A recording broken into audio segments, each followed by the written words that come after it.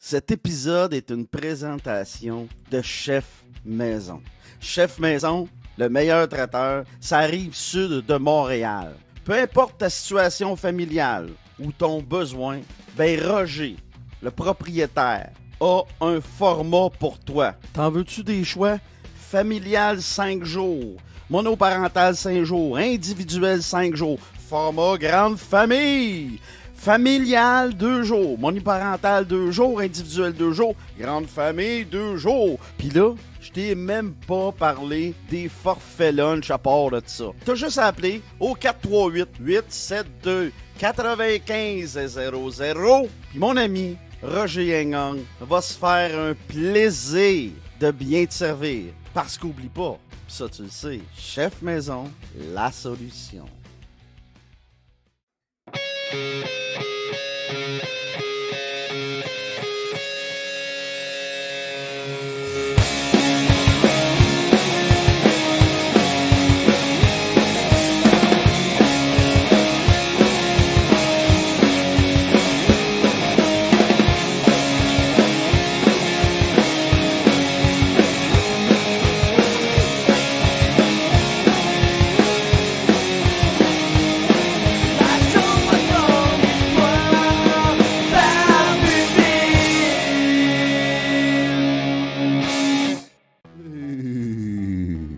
Hey, t'es là, toi!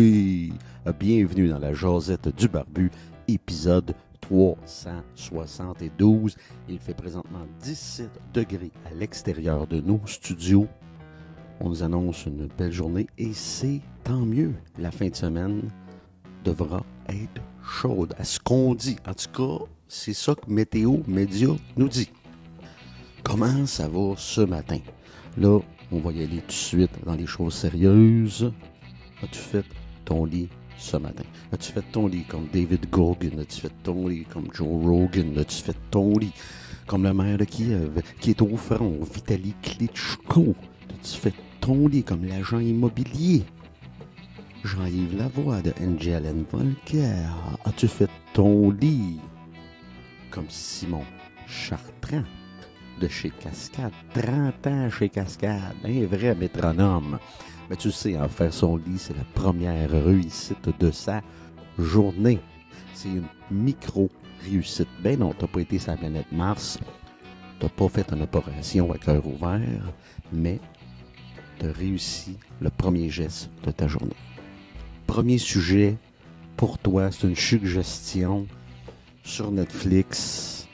Vendredi, le 9 septembre, va être disponible la 5e saison de Cobra Kai, qui est un sequel du bon vieux Karate Kid avec Ralph Macchio.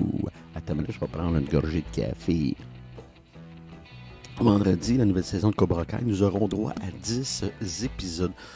Oui, Cobra Kai, je l'admets, ça fait très adolescent, ça fait Riverdale. Mais sais-tu quoi? Moi, j'aime ça. Moi, je suis un enfant de Karate Kid. Je suis un enfant des années 80. J'ai vécu mon enfance dans les années 80. Je suis né en 73. Mon enfance, mon début d'adolescence, c'est dans les années 80. Et c'est des belles années. Puis Karate Kid me rappelle ça. Puis Cobra Kai, c'est tout ça en même temps, mais à la sauce 2022. Puis j'aime ça retrouver ces personnages-là un instant. Là, maintenant, on a 3 factions, hein, vous le savez. Le Miyagi Dojo, le Cobra Kai, évidemment, puis le Eagle Fang. J'adore ça. Puis j'adore que un des personnages principaux soit ancré dans les années 80, dans ses goûts, dans sa musique, etc. Les personnages, c'est du bonbon. Puis là, on va avoir des personnages du Karate Kid 3 qui embarquent dans l'eau, qui étaient déjà là dans la saison 4.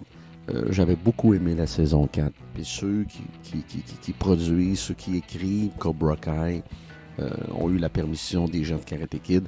Et ce qu'ils font, c'est une suite logique de tout ça. T'sais. Moi, j'ai renié, tu vas rire, le Karate Kid féminin et le Karate Kid avec le fils de Will Smith. Pour moi, c'est pas ça, Karate Kid. Karate Kid, ça doit simplement impliquer Ralph Macchio.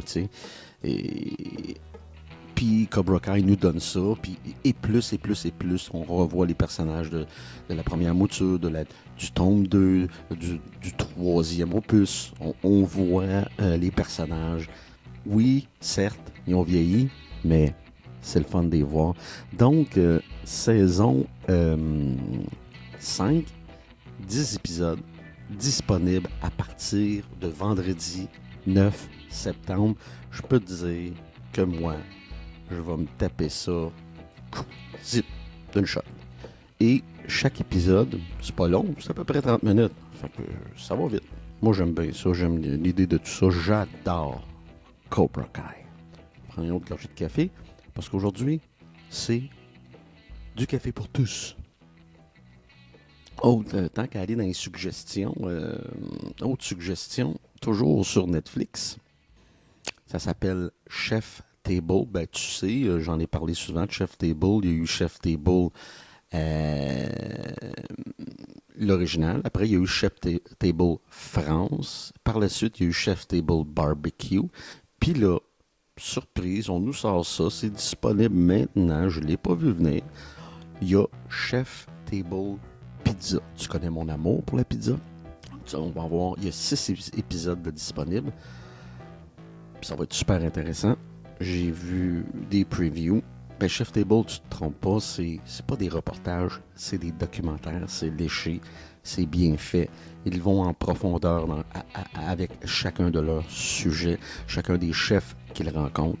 Puis moi, j'adore ça. Pour moi qui est foodie, Chef Table, c'est l'ultime émission de bouffe. Pour qui aime la bouffe, tu comprends là la passion d'un chef, tu comprends là le moteur de son existence, tu comprends là pourquoi il fait ça. Et moi, je te suis. T'as pas regardé des Chef Table encore?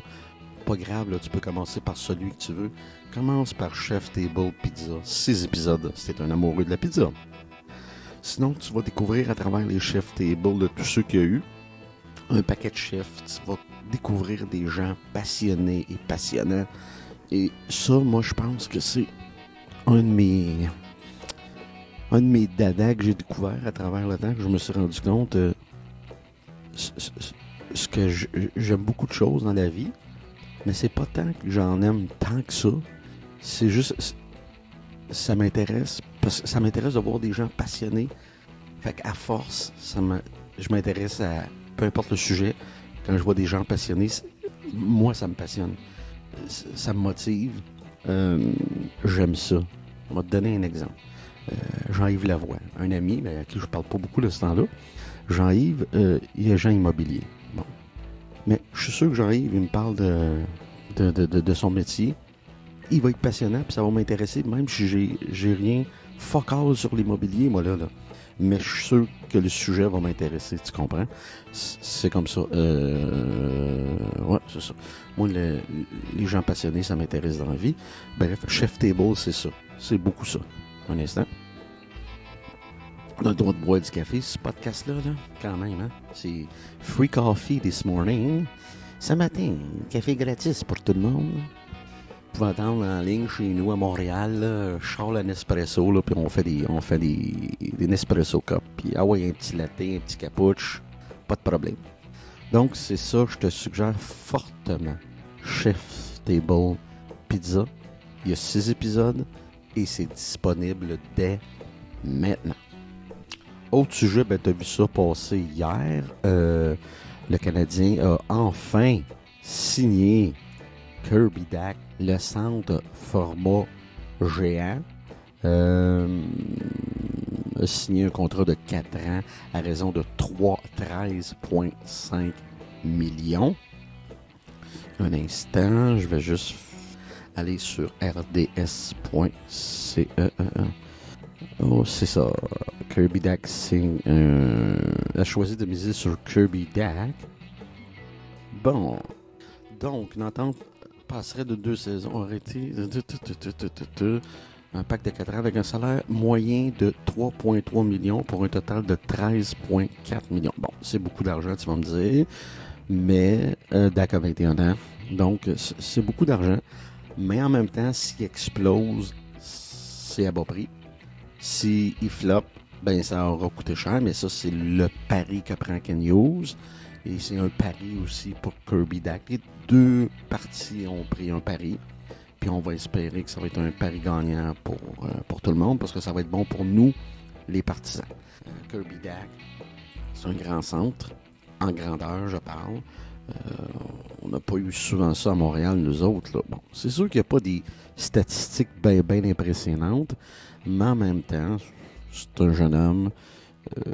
C'est sa quatrième saison qui va commencer dans la Ligue nationale. Il n'y a pas des statistiques très impressionnantes, comme je dis. En 152 parties, 19 buts, 40 passes, 59 points.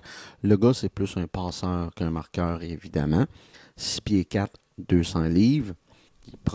Choix de première ronde de Chicago en 2019. Troisième au total. Regardez voir c'était qui les autres. En avant de lui, il y avait Jack Hughes et Capo Caco qui n'a pas explosé non plus. Bref. Oh, excusez-moi. Puis en arrière d'eux, au 9e, il y a Trevor Zegras. Imagine-toi donc. Jack Hughes, ça va quand même bien. Au 15e rang, Coco Field, qui va bien aussi. Donc, c'est un beau repêchage 2019. Et Kirby Dack était 3e au total cette année-là. Un instant. Ouais, c'est ça. Il était 3e au total. Et puis, c'est ça. C'est un prospect, c'est un suspect, appelle ça comme tu veux. C'est un talent à devenir. Oui, il se développe plus lentement, mais c'est des choses qui arrivent. Est-ce que ça va devenir un centre numéro 1? Je ne crois pas. Je pense que Kirby Dack va être un bon centre numéro 2 pour le Canadien de Montréal. Le centre numéro 1, ça va être Nick Suzuki. Je crois plus au potentiel de Suzuki que celui de Dack, personnellement. Mais je pense que c'est un bon échange pour le Canadien. Avoir un centre de cette grandeur, cette grosseur, c'est très bon. S'il peut amasser des points, une cinquantaine de points, 50-60 points, moi je en serais très heureux. Sur ce, je fais une pause. On revient avec l'ineffable Roger Yengang pour sa chronique Aliments Passion.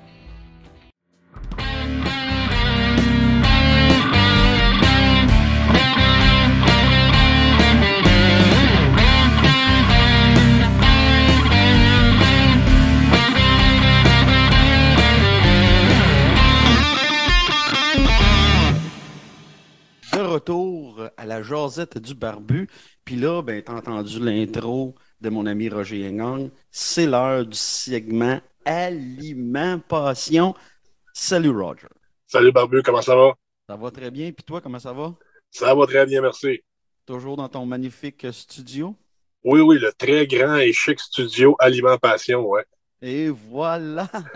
Beau cadre de poivron en passant. Oui, Super merci beau. beaucoup. Oui. Très original. Oui, on est très content que ce podcast soit audio seulement.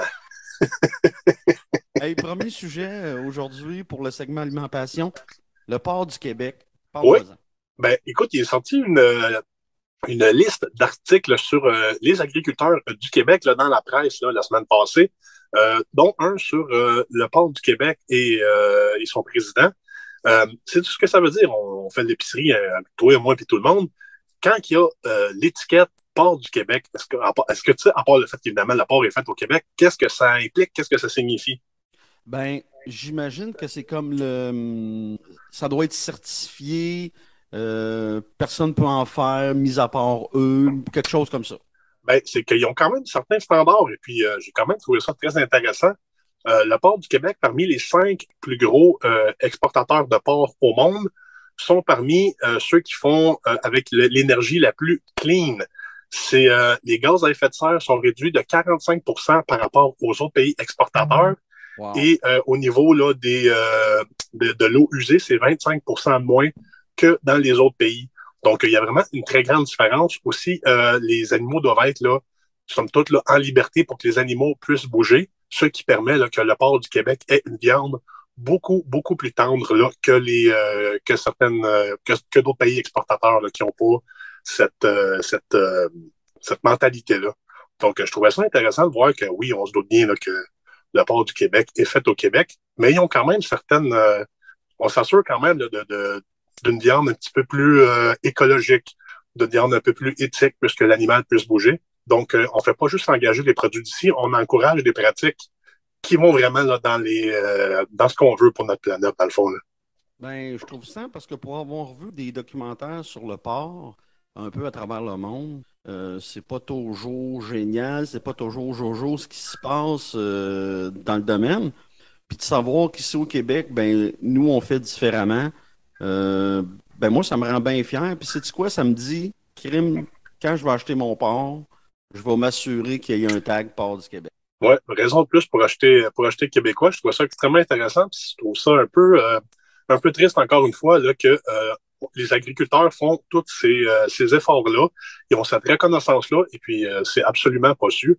Moi, honnêtement, même si je suis dans le milieu, on m'aurait dit, là, le port du Québec, moi j'aurais dit, mais c'est du port qui est fait au Québec, that's it, that's all. Ah, c'est Mais il y ça. a quand même un standard assez intéressant. Là. Fait que faut vraiment mettre ça de l'avant. Donc, il y a quand même une batterie d'articles, comme je vous dis, là, ceux qui sont un petit peu habiles là, avec la presse là, électronique. Des articles sur des agriculteurs là, de toutes sortes là, qui sont sortis la semaine dernière sur la presse.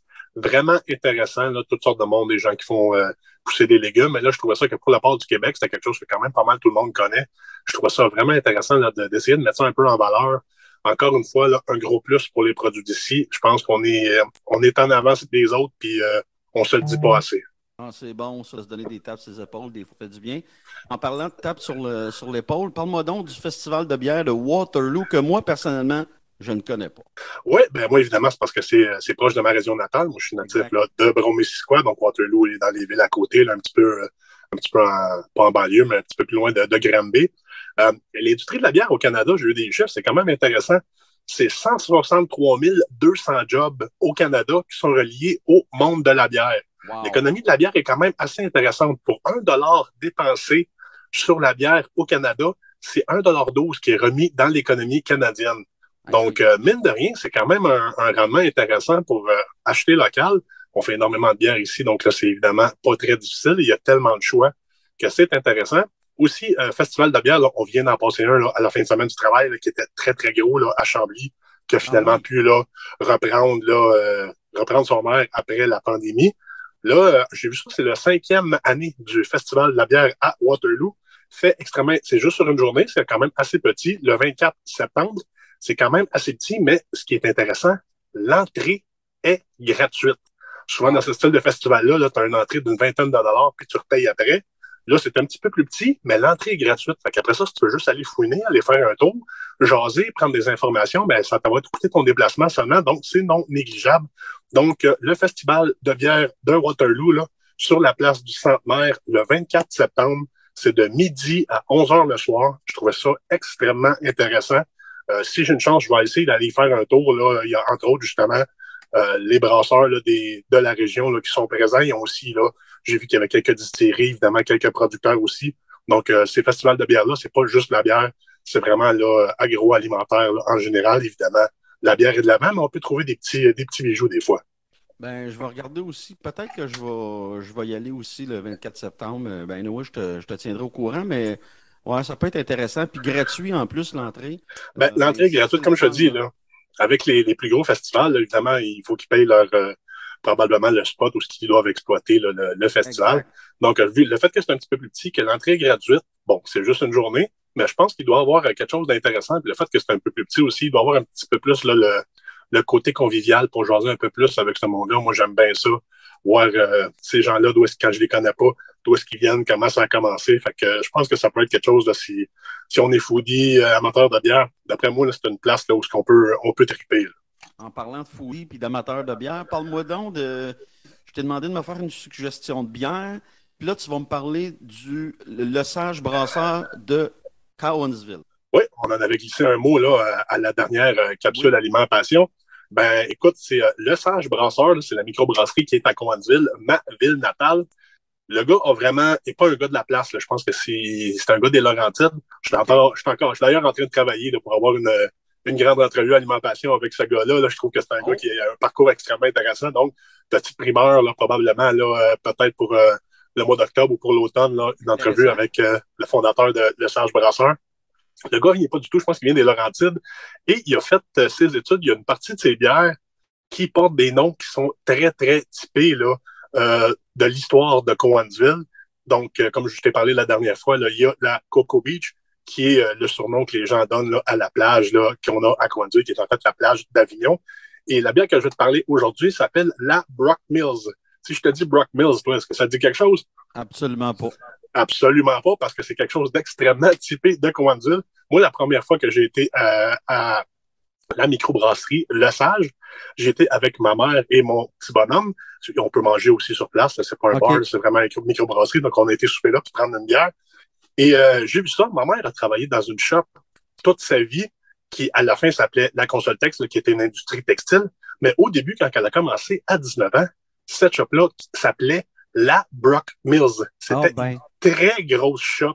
Il y avait plusieurs milliers d'employés. C'était un très gros employeur. Ça a été très central là, au niveau là, du développement de ces années-là de Cowansville. Donc, il a trouvé le nom d'une shop qui n'existe plus, même la Consoltex, la shop pour laquelle ma mère a travaillé jusqu'à sa retraite, a fermé il y a au-dessus de 10 ans.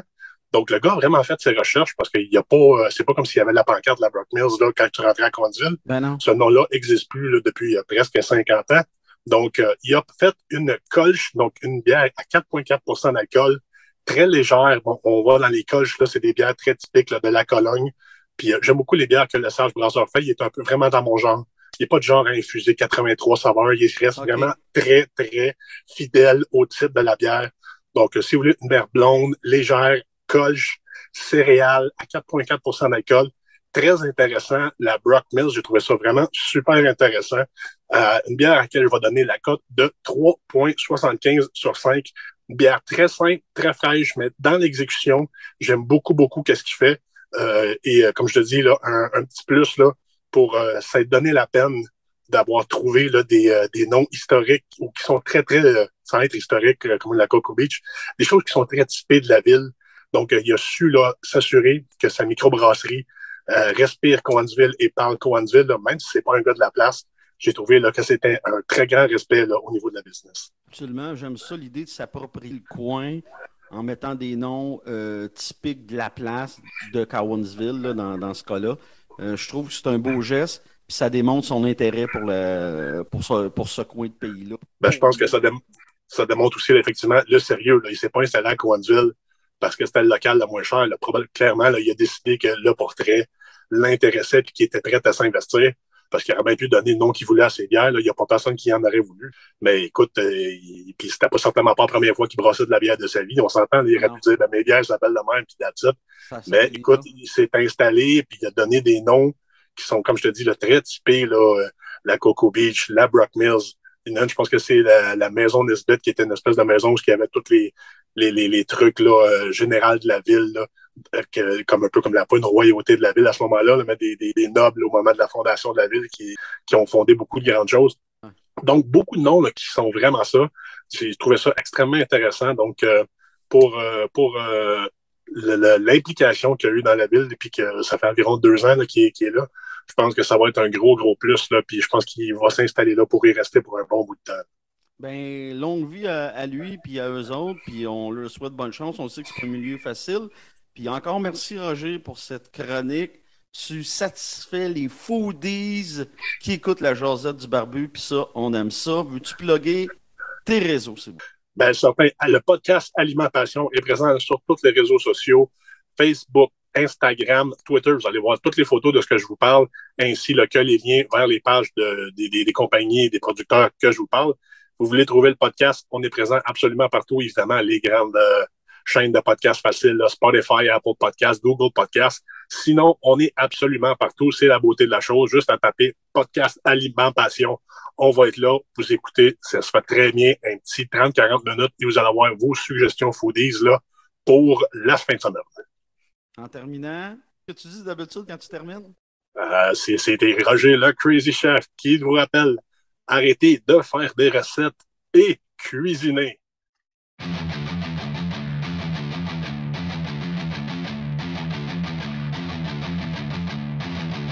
Barbu de ville! Ben oui, la grosse barbe qui raconte des histoires. Vous êtes toujours dans l'épisode 372 de la Jasette du Barbu. Prochain sujet, C'est la grosse bataille entre Radio-Canada et TVA pour le 19h en semaine, du lundi au jeudi. C'est la bataille, je te dirais, du District 31. Mais c'est comme ça que ça fonctionne, le monde télévisuel. C'était archaïque. C'est des dinosaures, c'est de la préhistoire. Là, District 31, c'était un train qui roulait à pleine vapeur pendant des années, une quotidienne du lundi au jeudi. Là, on veut recréer ça avec 2 émissions. Stat à Radio-Canada, laquelle je vais te parler, et l'Indéfendable à TVA. Bon, on commence par Stat à Radio-Canada, qui remplace évidemment District 31 du lundi au jeudi. Stat nous présente le quotidien des membres du personnel de l'hôpital Saint-Vincent de Montréal. On découvre 4 postes de longue date qui occupent des positions bien différentes. Emmanuel Saint-Cyr, Suzanne Clément, chef de l'urgence et urgentologue. Philippe Dupéré, qui est joué par Patrick Labbé. Psychiatre, Isabelle Granger, qui est jouée par Geneviève Schmidt. Chirurgienne générale et intensiviste. Et Éric Perron, Stéphane Rousseau, préposé aux bénéficiaires. Les 4 se côtoient autant à l'intérieur de l'hôpital qu'à l'extérieur, autour de soupers bien arrosés. La petite bande est encore sous le choc du départ de François, l'amoureux d'Emmanuel et meilleur ami de Philippe, mort un an plus tôt dans des circonstances nébuleuses. Fait que, t'as vu, il y a des gros canons, là. On a sorti des gros canons, les Patrick Labbé, les Stéphane Rousseau. Donc, eux autres, ils comptent là-dessus du lundi au vendredi, puis ça commence la semaine prochaine, le 12 septembre. Puis là, après ça, t'as l'Indéfendable. Indéfendable, du lundi au vendredi, nous plongera dans l'univers du cabinet Lapointe McDonald et son équipe de défense criminelle. Un univers réaliste construit de drames humains, du plus petit au plus grand, tout empreinte de la même émotion, la peur d'être condamné. Et puis, si je peux me permettre, on va regarder Indéfendable. On va regarder Indéfendable. Qui joue là-dedans? Là aussi, on a sorti les gros comédiens, là. Je veux dire, au Québec, c'est ça, c'est souvent les mêmes, là. Bon, comédien, blablabla. Bon, il y a Sébastien Delorme, il y a Anne-Élisabeth Bossé, Michel Lapierre. Bon, tu vois, c'est moins des gros noms. Ah, il y a Christian Bégin aussi. Mais c'est moins des gros noms que peut l'être la série Stat. Mais quand même. Donc, ces 2 séries-là vont s'affronter nez à nez à 19h. Ça a toujours été ça, le combat entre Radio-Canada et TVA. Le combat sera intéressant. Moi, je suis pas très TVA dans la vie, je dois le dire. Je suis plus Radio-Canadien. Et j'ai toujours apprécié les séries Radio-Canada. On en parlait justement avec ma blonde hier. Je vais suivre Stat. Je t'en donnerai des nouvelles.